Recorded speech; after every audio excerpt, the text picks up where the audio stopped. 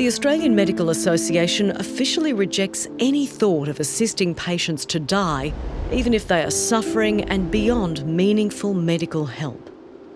They argue that it goes against their pledge to do no harm.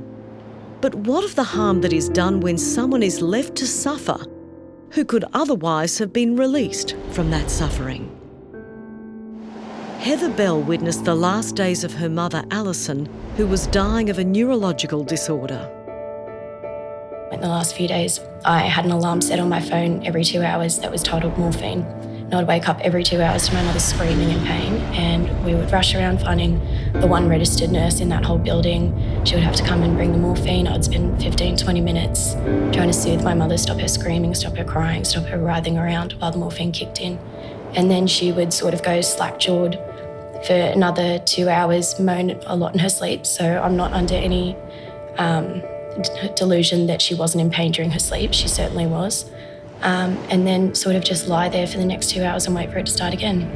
And this went for how long? That was about 7 days that this whole injections of morphine thing went on. Do you think there's any way in that last week where your mother could have been helped and not had any pain? I can absolutely tell you, my father's a doctor.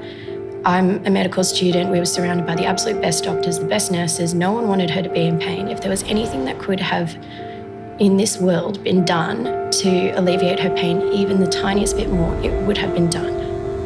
If it could have been accessed, do you believe that Alison would have wanted help to die at that point? Absolutely. The AMA represents only 29% of Australia's doctors. When doctors in this country have been polled, roughly 50% show they support a law to help patients die if they request it and if there is no other way to meaningfully treat them. Why should any Australian be forced to endure a slow and cruel death?